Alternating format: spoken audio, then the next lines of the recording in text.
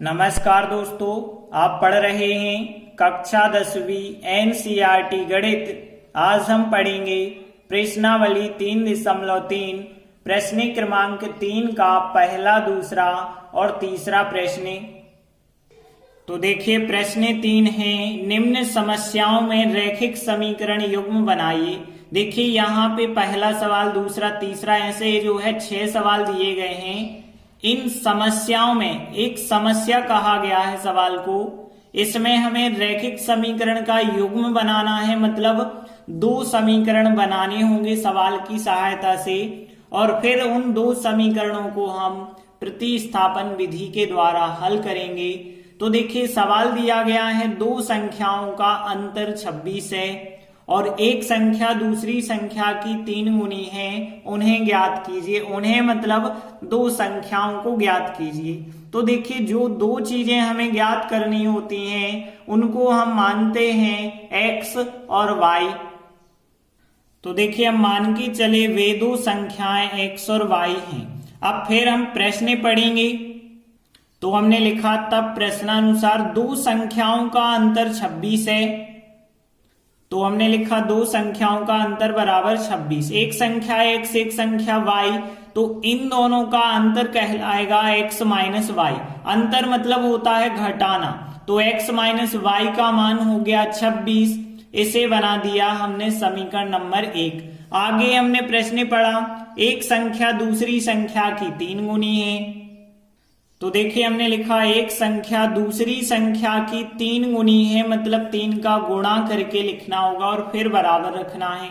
एक संख्या हो गया x और दूसरी संख्या हो गई y।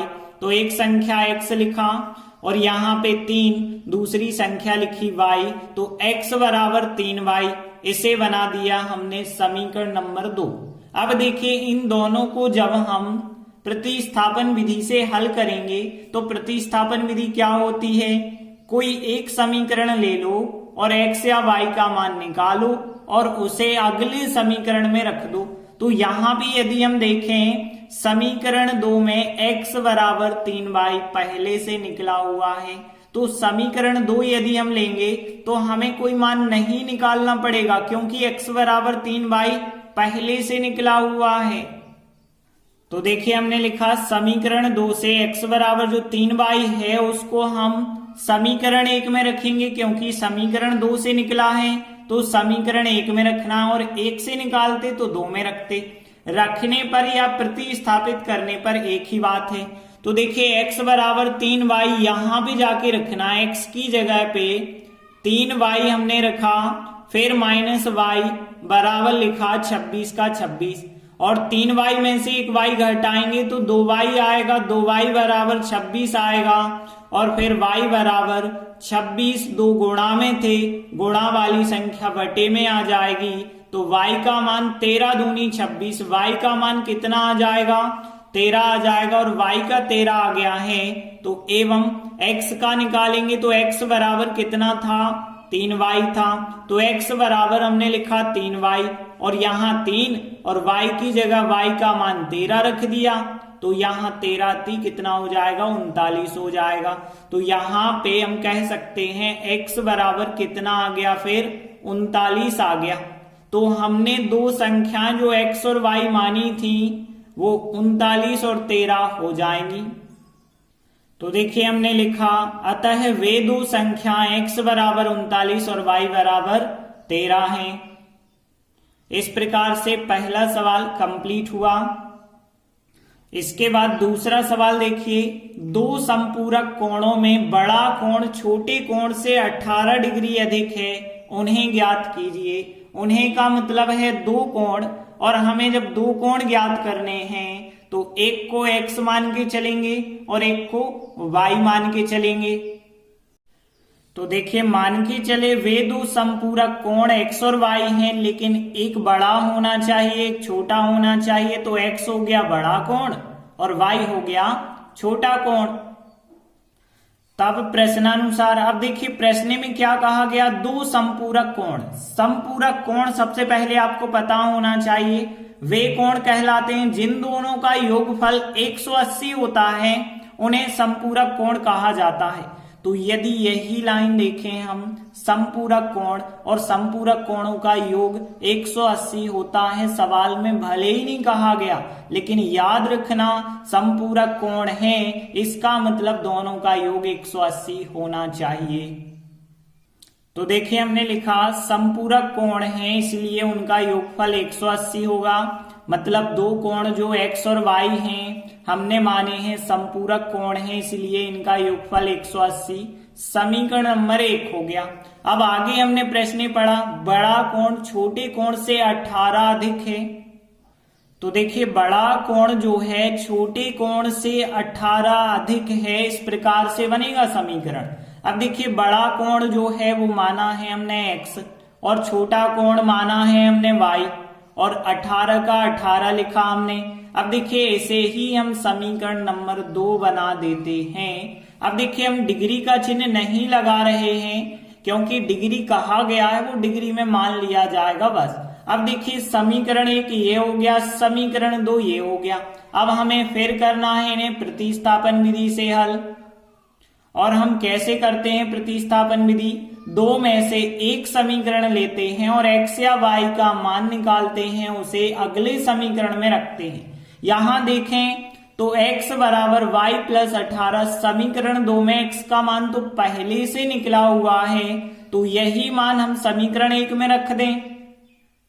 तो देखिए हमने लिखा समीकरण 2 से जो x बराबर y प्लस 18 है उसको हम समीकरण 1 में रखेंगे, तो x की जगह y प्लस 18 आएगा।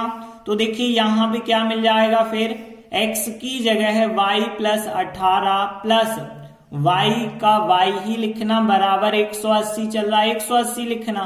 एक y और एक y मिलके हो गए 2y, 18 का पक्षांतर कर देना तो 18 घट जाएंगे क्योंकि ऋण के हो जाएंगे। 2y बराबर 180 में से 18 यदि आप घटाएंगे तो 162 आएगा। और फिर y बराबर देखें तो 162 बटे में आ जाएगा 2। और देखिए 2 बटे में आएगा तो 2 का भाग करेंगे, 2 अट्ठे 16, 2 एकम 2, तो y का मान कितना आ गया, फिर 81 आ गया। और y का मान 81 आया तो x का मान यहां से हमें मिलेगा। तो हमने लिखा कि एवं x बराबर यदि हम देखें तो यहाँ पे y की जगह पे कितना रख देना, 81 प्लस 18, और 81 और 18 को यदि हम जोड़ेंगे तो 99 हो जाएगा। इसका मतलब x का मान कितना आ गया है, 99 आ चुका है। तो देखिए हमने जो दो कोण माने थे x और y वो 99 और 81 आंसर हो जाएंगे। तो देखिए हम अंत में लिख देते हैं, अतः वे दो समपूरक कोण x बराबर 99 डिग्री और y बराबर 81 डिग्री आंसर हो जाएगा। इसके बाद अगला तीसरा प्रश्न है, एक क्रिकेट टीम के कोच ने 7 बल्ले तथा 6 गेंदें 3800 रुपए में खरीदी और बाद में 3 बल्ले और 5 गेंदें 1750 में खरीदी। प्रत्येक बल्ले और प्रत्येक गेंद का मूल्य ज्ञात करना है। देखिए हमने आपको हमेशा बताया है दो चीजें ज्ञात करनी है यदि आपको, तो वो x और y मान लेते हैं। जैसे हमें पहले कहा गया है बल्ले का मूल्य ज्ञात कीजिए, बाद में कहा गया है गेंद का मूल्य, तो बल्ले का मूल्य मान के चलेंगे x रुपए है और एक गेंद का मूल्य y रुपए है। तो देखिए हमने मान लिया एक बल्ले का मूल्य x रुपए, एक गेंद का मूल्य y रुपए। एक की जगह प्रत्येक भी आप लिख दें तो भी सही है। अब हम प्रश्न पढ़ेंगे, तो हमने लिखा तब प्रश्नानुसार। देखिए क्या कहा गया है, 7 बल्ले और 6 गेंदों का मूल्य 3800 रुपए है। तो हमने यही लिखा 7 बल्ले तथा 6 गेंदों का मूल्य 3800 रुपए बताया गया। देखिए एक बल्ले का मूल्य जब 1x है तो 7 बल्लों का मूल्य हो जाएगा 7x। तथा का मतलब होता है और यानी प्लस। अब 6 गेंदों का मूल्य, जब एक गेंद का मूल्य 1y है तो 6 गेंदों का मूल्य 6y होगा, बराबर 3800 लिखा। ये हो गया समीकरण नंबर 1। आगे प्रश्न पढ़ा कि 3 बल्ले तथा 5 गेंदें कितने में खरीदी, 1750 में। तो देखिए हमने लिखा और 3 बल्ले तथा 5 गेंदों का मूल्य 1750 है। अब देखिए जब 7 बल्लों का मूल्य 7x है तो फिर 3 बल्लों का मूल्य हो जाएगा 3x तथा मतलब प्लस हो जाएगा। जब 6 गेंदों का मूल्य 6y है तो 5 गेंदों का मूल्य 5y हो जाएगा। बराबर में कितना है 1750 है। ये हो गया समीकरण नंबर 2। अब देखिए आपके पास 2 समीकरण आ गए और इनको हमें करना है प्रतिस्थापन विधि से। तो हम क्या करते हैं, 2 में से कोई एक समीकरण लेते हैं और x या y का मान ज्ञात करते हैं। तो देखिए इन 2 समीकरणों में से हम दूसरा समीकरण लें तो हमें ज्यादा आसानी होगी, क्योंकि दूसरे समीकरण के गुणांक 3, 5 हैं, लेकिन पहले समीकरण के गुणांक 7 और 6 हैं, जो ज्यादा हैं और ये कम हैं। तो दूसरा समीकरण लें और x का मान निकालें, क्योंकि x का गुणांक कम है तो कम संख्या बटे में होगी, तो गुणा करने में फिर आसानी होगी। तो देखिए हम समीकरण 2 ले रहे हैं, यहां से x का मान आप निकालेंगे तो 3x बराबर 1750 माइनस के हो जाएंगे 5y, और फिर x बराबर कितना होगा 1750 माइनस 5y, और ये 3 जो गुणा में है वो बटे में आ जाएंगे, तो ये आएगा x का मान।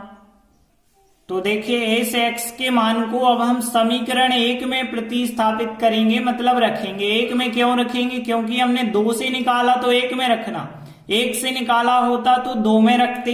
अब देखिए जब आप रखेंगे x का मान है तो x की जगह रखना होगा, तो 7 तो आपको वैसे ही लिखना, x की जगह ये मान रखना। तो इस प्रकार से हमने 7 लिखा और x की जगह ये मान रखा। प्लस का है 6y तो 6y हमने लिखे, और बराबर में है 3800 तो 3800 लिखे।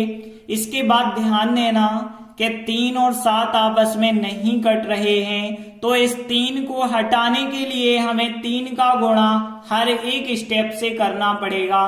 तो देखिए 3 तो यहाँ पहले से बटे में है, यहाँ के 3 कट जाएंगे, लेकिन 3 का गुणा यहाँ होगा, यहाँ भी होगा। तो देखिए इस प्रकार से होगा, 3 से 3 तो ये कट जाएंगे, लेकिन यहाँ 3 का गुणा हो गया और यहाँ भी 3 का गुणा हो गया। तो देखिए यहाँ पे 3 से 3 कट गए, लेकिन 7 का गुणा तो हमें इससे करना ही पड़ेगा। तो 7 का गुणा 1750 से, 7 का गुणा 5y से, तो यहाँ पे इतना आएगा। अब देखिए 3 का गुणा जब 6 के साथ हमें करना है, 6y के साथ, तो यहाँ 6 3 18y आएगा। 3 का गुणा जब हम 3800 के साथ करेंगे तो क्या आएगा, यहाँ पे आ जाएगा 11400 आएगा। इस प्रकार से आएगा। अब देखिए हमें क्या करना, y एक तरफ, अंक एक तरफ कर लेना है। तो देखिए यहाँ माइनस के 35y प्लस के 18y ही रहेंगे, बराबर 11400। ये संख्या उस तरफ जाएगी, 12250 हो जाएगी माइनस की। इसके बाद देखिए माइनस के 35y प्लस के 18y, मतलब माइनस के ज्यादा हैं, 17y बचे होंगे। 11400 प्लस के माइनस के 12250, माइनस के ज्यादा हैं और कितने ज्यादा हैं, 850 ज्यादा हैं। माइनस माइनस दोनों साइड के काट देना, 17y बराबर 850, 17 आ जाएंगे बटे में, तो फिर y बराबर 850 बटे हो जाएगा 17। अब 17 से यदि आप भाग करेंगे तो यहाँ 17 एकम 17, 17 पौने 85 होता है, 5 बार और 0 का 0, तो y बराबर आ गया 50। तो y का उत्तर कितना हो गया 50। अब y का उत्तर आ गया तो x का मान यहां से हमें मिलेगा, तो हम लिखेंगे कि एवं x का मान क्या होगा। तो देखिए एवं x बराबर यहाँ पे जो भी संख्या है 1750 माइनस 5 और फिर है यहाँ पे y की जगह पे हमें रखना है 50 और बटे में फिर कितना लेना है, 3 लेना है। और आगे जब आप सॉल्व करेंगे तो 1750 माइनस 5 का गुणा 50 से 250 होगा और बटे कितना है 3। और देखिए 1750 में से 250 को आप घटाएंगे तो 1500 आएगा और बटे करना है 3, और 3 का भाग जब आप करेंगे तो फिर कितना आ जाएगा, 3 5 15 मतलब 500 आ जाएगा। तो फिर x बराबर कितना आ गया, फिर 500 आ गया। तो देखिए x बराबर 500 और y बराबर 50 हमारा उत्तर होगा। अब हमने माना था एक बल्ले का मूल्य x तो वो 500 रुपये होगा और गेंद का मूल्य y माना था वो 50 रुपये होगा। तो देखिए हमने लिखा आता है एक बल्ले का मूल्य x बराबर 500 रुपये तथा एक गेंद का मूल्य y बराबर 50 रुपये हमारा आंसर हो जाएगा। इस प्रकार से हमारे तीनों सवाल कंप्लीट हुए। आगे के वीडियो में हम आगे के 3 सवाल करेंगे। तब तक के लिए धन्यवाद।